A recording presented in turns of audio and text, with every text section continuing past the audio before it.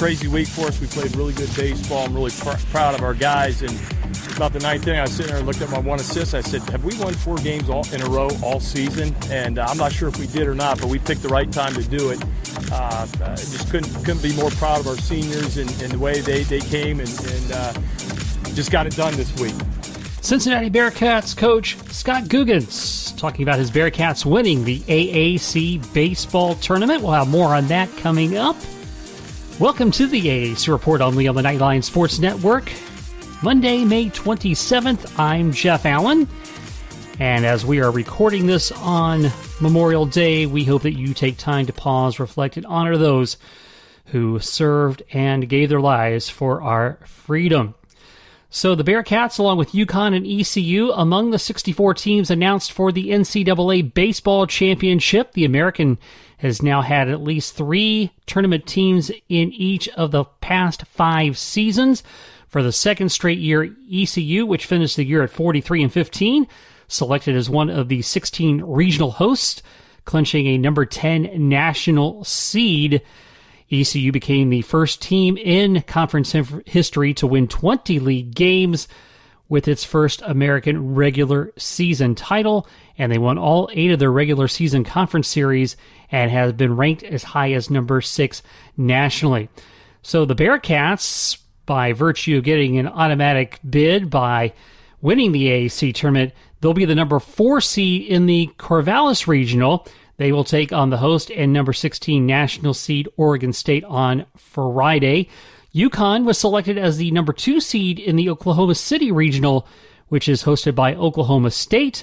The Huskies return to the NCAA tournament for a second straight year, earning their 21st overall regional bid, their 6th since 2010.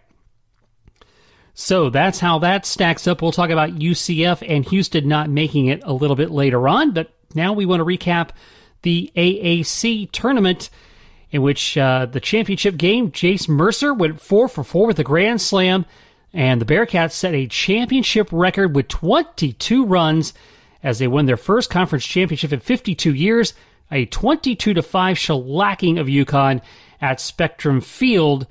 Bearcats infielder Wyatt Stapp on the offensive outburst in the tournament as they scored 51 runs in their 4 games. I think we just kind of took it one pitch at a time, and that was kind of big for us because I think if you take it one pitch at a time, the moment doesn't get too big, and each person had great at-bats today. So I think it was obviously a team effort. We scored 22 runs. Everybody's getting hits, getting on base, and I think it was big that we took it one pitch at a time. So by winning the AAC tournament, it gets the Bearcats their first NCAA tournament appearance since 1974. They won their first conference postseason title since 1967 when they won the Missouri Valley Conference crown. Cincinnati coach Scott Guggens is obviously beaming over his team. I can't say enough about them. You know, we talked about what kind of legacy they were going to leave here, and not only just this weekend, but this season, and what they mean to the program. And our guys have they bought in, you know, and I say bought in, but, you know, every day I write on the thing, believe. And I think that's the biggest thing. You know, I talk about believing the process, believing what we're doing, but this week I really saw they believed in themselves, and I think that's the big turnaround. I know some people ask, is it the weather? It's the, you know, why are you swinging so well?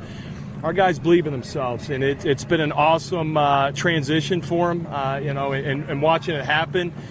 Couldn't be happier for him. Really couldn't be. It's a special group. Right fielder A.J. Bumpus was named the tournament's most outstanding player, hitting .643 with a double, triple, 2 home runs, and 7 RBIs in the tournament, including a solo shot in Sunday's final.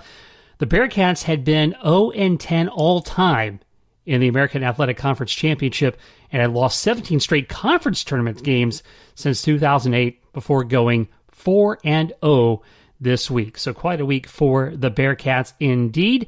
The All-Tournament Team is headed up on the pitching staff by UCF's Jordan Spicer at a big complete game victory over Tulane on Friday. Jacob Wallace of UConn and Caleb Roper of Tulane also on the pitching mentions for the All-Tournament Team. The catcher, Mitch Holding, the infielders, Joey Bellini of Cincinnati, Jace Mercer of the Bearcats, Chris Winkle of UConn, and Mason O'Brien of Wichita State. The outfielders, A.J. Bumpus, Jeremy Johnson of Cincinnati, his teammate, David Van Vuren of Wichita State, and Wyatt Stapp was the utility selection for the AAC Tournament AllTournament Team. Now, UCF made it to semifinal Saturday before falling to the eventual champion Bearcats. They had lost to Tulane in the opener, scrapped their way back into Saturday's action by beating Tulane on Friday night. Knights coach Greg Lovelady summing up everything for the Knights as far as the tournament and the season is concerned. The game, I'm really proud of them. I mean, a month ago, if someone had told us that we'd be in the mix on Monday, that I think everybody would have laughed at us. I think that we were beat down in the standings. We weren't playing very well. Had some tough losses, and we said, "Hey, we just go out there and fight and control our own destiny." And we felt like I'm proud of the kids. I thought that the last month we've made some huge strides, played really, really well. Really put ourselves in a situation for Monday to matter, for this week to matter, for today to matter. We've come a long way, and the kids have done a great job of playing hard and competing, and did everything that they could. And obviously it's out of our control now.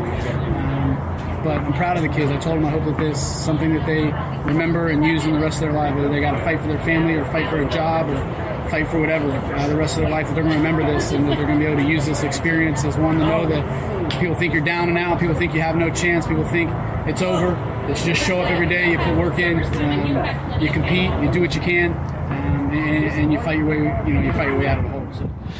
So the Knights were on the outside looking in as far as being selected to the NCAA championships. They, along with Houston, were in the first four out. And it's very tough for the Knights as they had a better RPI than a lot of teams. They won 15 games against in-state teams, including victories over Florida, Florida State, and Miami.